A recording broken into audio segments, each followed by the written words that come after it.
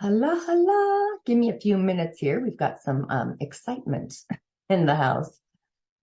If you knew what I mean. Let's see. It doesn't look like my camera is connected. The one I want connected. Hang on here. Oh, there it is. Much better. Okay. Get that out of the way. Give me a few minutes before we begin. Everybody gets situated. And I believe we are recording. Yes, we are. Okay, great.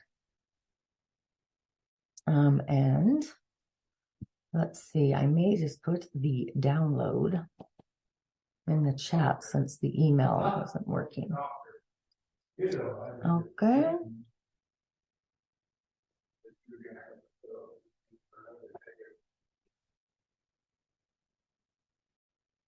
Into the chat.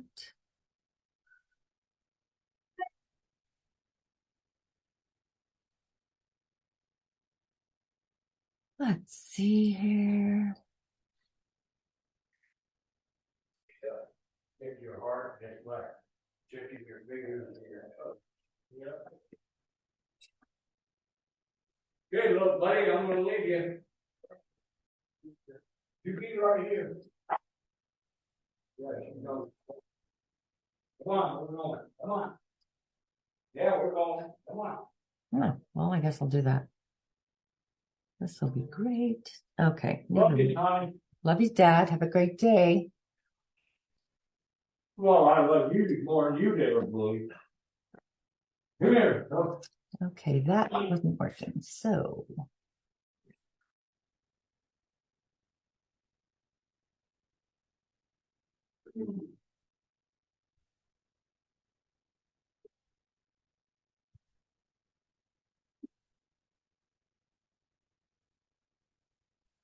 All right. We are live and we are streaming. So welcome to the monthly meditation circle, the season of Scorpio, the end of the element of the dog month.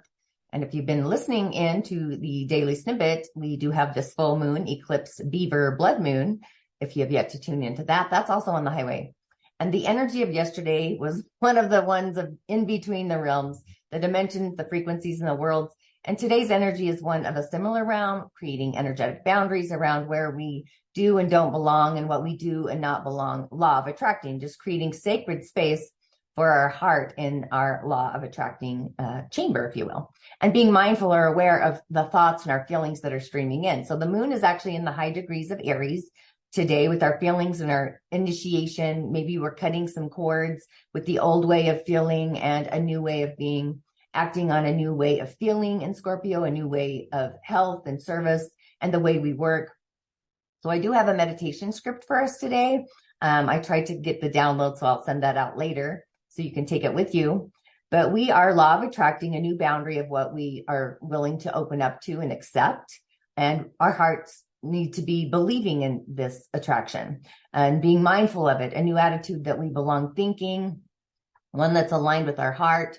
And this may be like the shortest meditation circle ever, but I would love for you to put in the chat what comes in for you, insights and whatnot.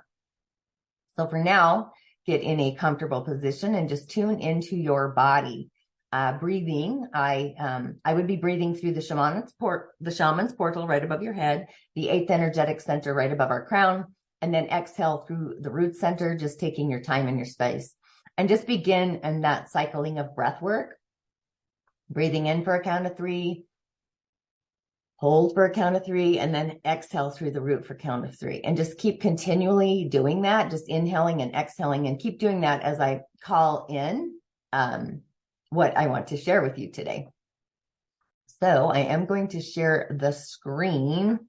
So I got to move a few things here because this is kind of what I'm going off of that I tried to share, but we're doing great, right? So I really want to, well, I think we'll go with this one actually, because it looks great. I want to just share that. Okay, awesome. Here we go.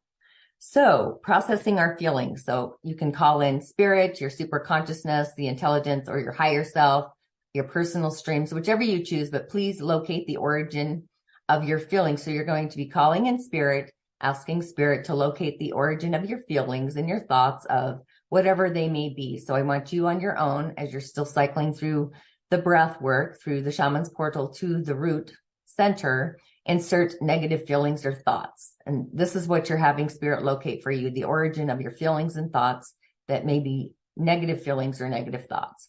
And to take each and every level, layer, area, and aspect of your being to this origin and analyze and resolve it perfectly with God's truth, coming through all generations of time and eternity, healing every incident and its appendages based on the origin of these feelings or thoughts, and doing it according to the will of God until I am at the present, filled with light and truth, God's peace and love, forgiveness of myself for the incorrect perceptions, forgiveness of every person, placing circumstances and events which contribute to this or these feelings and thoughts with total forgiveness and unconditional love. I allow every physical, mental, emotional, and spiritual problem and inappropriate behavior based on this negative origin and recorded in my DNA to transform. And then you fill in the blanks. I choose being. You decide. I feel being. I am being. So just replacing those old negative feelings with appropriate positive feelings. And then at the end, say it is done. It is healed. It is accomplished now. You can call in an archangel or any other deity as your mediator as well. I prefer elementals myself. It's not really necessary, but if you do feel called, and then we're going to be thanking the spirit for coming to our aid and helping us to attain the full measure of creation. And just, I would say, Ashe, Ashe, Ashe. You could say, thank you, thank you, thank you. Send streams of love to the creator with gratitude from which blessings are flowing. Ashe, Ashe, Ashe. So I do want to share another screen, which is this one. Let me grab that. There we go. So in case you don't know, the 8th energetic center is right above the crown. It's also called the soul star right there. And of course, our root center. I work with a 12 energy center system, chakra system. And this was actually the closest I could find that related to that, their imagery and the sounds. They all have seed sounds. This is on, I don't know what website. If you're curious, Transference Healing. That's where the image came from.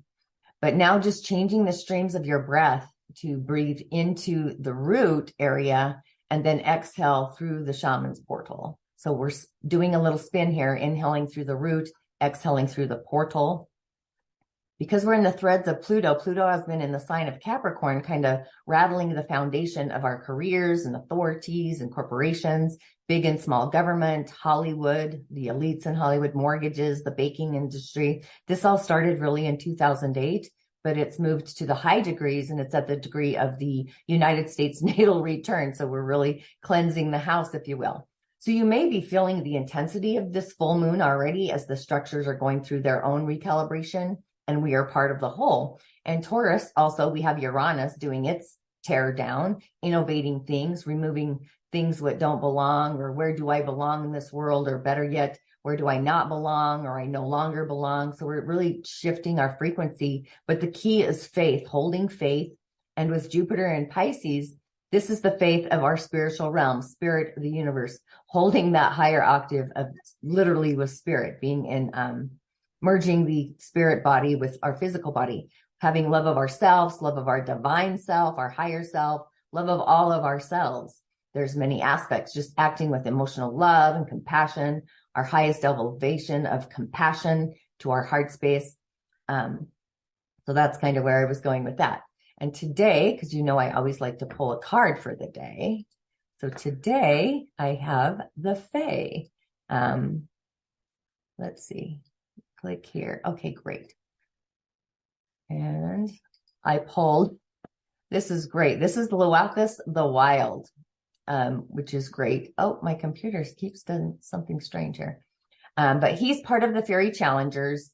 They bring us face to face with our fears and denials and insecurities, delusions, our misbehaviors, and so on and so forth. So they're really testing our alertness, our awareness, our insight, our knowledge, wisdom, dedication, our own personal growth. And the 57 in the season of Scorpio, that's having our spiritual boundaries, faith. It's faith in spirit and being mindful, possibly channeling spirit, messages from spirit today, and believing, having sacred space for our heartfelt beliefs and what our heart feels. So it's interesting that it came up today because this is haste, it's impulsiveness, it's fire, it's spontaneity, it's also balance. So he is filled with fire, and his fire is associated with his creative life force. His fire, he fires us up, he gets us going, he recharges our batteries, our creative energies. So he likes to be around when things are exciting, when there is life force blazing really high. And then he likes to jump in and encourage this blaze to burn even higher. So he's creation, he is passion. That's his bailiwick. Those are his gifts. So, but being that he showed up otherworldly, this is speaking of burnout or blocked energy, exhausted energy. And he's suggesting that we find ways to regenerate and recharge ourselves so we can really continue the race, but at a healthy pace, at our own organic fire healthy place. So this is a message maybe that our fires might be burning low and that we need to resolve those issues that we're dealing with. So seeing that he's reversed, he's representing the destructive side of fire. However grim or delightful that process may be, because it's two sides of the same coin. So we need to remember that destruction is not always a bad thing, because as things are destroyed, they do need to be destroyed so we can rise to the other side, right? This could be injustice or cruelty, for example. Obviously, they need to be handled with care and compassion. We can't heal them with more of the same frequency and energy. More cruelty or doesn't help more cruelty, right? Or more injustice does not help in injustice in the first place. So if we wish to fight the twisted fire of cruelty, which is actually passion and gone sour, a little insane, a little topsy-turvy, we need to find a way to lovingly counterbalance it with the fire of creativity and that passion. So Loathus, he's really eager to assist us with this wonderful creative distraction, but we do need to be careful. He's kind of the epitome of unbounded enthusiasm and excitement, which really can lead us to burnout or to glory. So it's like using fire as well and kind of taking control, and then he uses us on that other side, so leaving nothing but a pile of ashes blowing in the wind. But it's all about transformation either way. Fire being our root center, we created sacred space around the root today with fire. So bring in Loathus, still channeling through your breath work, breathing from the root center to your shaman's portal, and the shaman's portal, and vice versa. And with that, make it a magical, mystical rest of your day. And I will see you next month when we explore Jupiter and what Jupiter has in store for us. So we're going from the shaman's portal into the soul's harmonic. So with that, I say ashe, ashe, ashe, and I will see you on the other side. Blessings. Thanks for joining.